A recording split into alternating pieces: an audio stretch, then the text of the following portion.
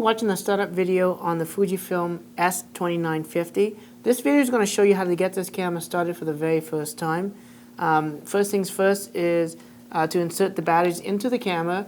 Now the camera uses 4 AA batteries. The camera does include alkaline batteries, which are one-time use batteries. We highly recommend you pick up a good set of rechargeable nickel metal hydride batteries so that you can use them over and over again. Okay? So let's just, for demonstration purposes, use the batteries that are included with the camera and get started with this camera. First things first is to take a look at the bottom of the camera. This is where the battery cover is. We want to slide this lever up and pull the door to the left, I guess, and we can flip open. So now we can actually insert batteries into the camera.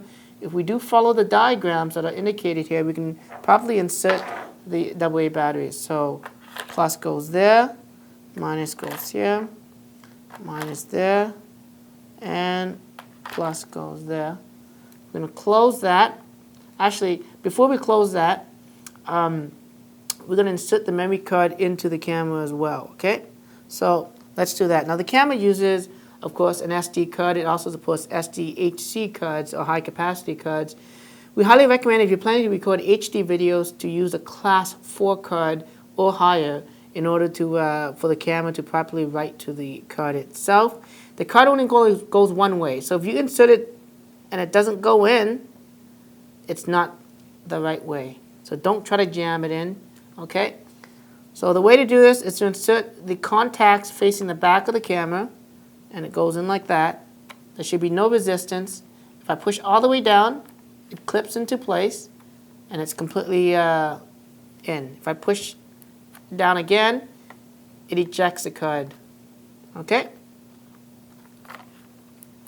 There we go. So let's close the battery cover. So we're going to hold it down. Now as we hold pressure going down, we push it until it clips in place.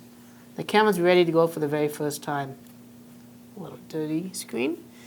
To turn the camera on, of course, 2 ways of doing this. We can actually hold down the playback button on the back of the camera. This is a good way to turn on the camera without having to turn the lens on to display images. And of course, we can use the standard on and off switch. So let's do the on and off switch. I'm going to slide it open. And if this is the very first time you turn the camera on, it's going to ask you to go through quick setup options like the language, the date and time, and the type of batteries that you're going to use. So this is English. I'm going to select. You can select whatever date you want to select. I'm good with that. And the camera turns itself on. As you can see, the lens came out a little bit. It popped up the lens cover that I had attached onto the camera.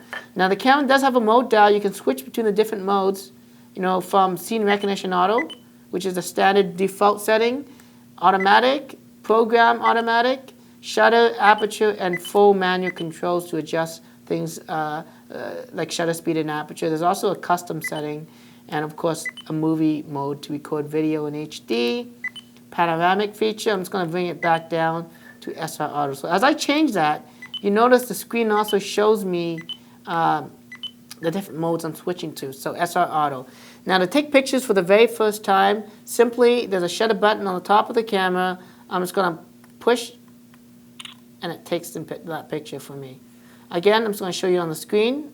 It's going to push it all the way down and it takes the picture. Now ideally, when you want to properly take pictures with a digital camera, you want to push the shutter button halfway down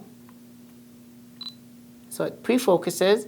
And once I'm ready to take the picture, I push all the way down and it takes the picture. So it reduces the lag time. Now to zoom in, to zoom out, I can use this little toggle here. The camera does have an 18 times zoom. It's a wide angle zoom, so it starts off at 28 milli, goes all the way down, as you can see, very, very close.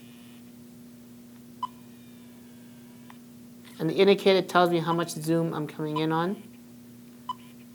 So there we go, 9, 11. Let's take the picture. Focus and take the picture. Zoom out again. Focus. Take the picture. And again. Focus. Up. And take the picture. It might be of a black chair. Funny. Now this camera has an electronic viewfinder, so instead of using the LCD screen, I can actually push this button and I can look through the electronic viewfinder on the camera. It's kind of hard to see there. if you can sort of see that. I'm going to switch that back just for demonstration purposes only. Okay, so now that we're taking a couple pictures, we're zoomed in, zoomed out using the optical controls. To play back your images, you can push the playback button.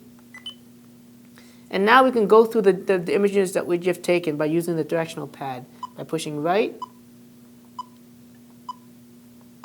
And you can see this camera takes actually unbelievable images. If I want to zoom in on that shot, I can use the zoom controls by pushing this way. And I'm zooming in. And now I can pan up and down. I mean, the colors on this camera is actually pretty amazing. This is no wonder why this camera is one of our top-selling cameras at Fuji. Okay, so if I want to go to the next picture, zoom in, I can zoom in by doing this. And I can push left or right, or up and down to pan through the shot. I can push the display button to get out of that, and I'm back out again. Now, if I wanted to delete images, there's a quick delete option. I can push up, and it comes up with a direct erase option to delete the current frame I have selected. I can select multiple frames. I can delete all the images. So I'm just going to delete the current frame that I have selected by pushing OK. It's going to confirm. I'm going to go OK. Images are now deleted. It goes to the next frame. Do I want to delete this? No. So I'm going to push back. Now I can also delete all images by going through the menu by pushing the menu OK button. I can select Erase. Navigate through the erase options. Again, I have the same three options. I'm going to select frames. I'm going to show you how to do that. So these are the shots I've taken that are saved in the camera right now. I'm going to select this one by moving up. I'm going to push OK.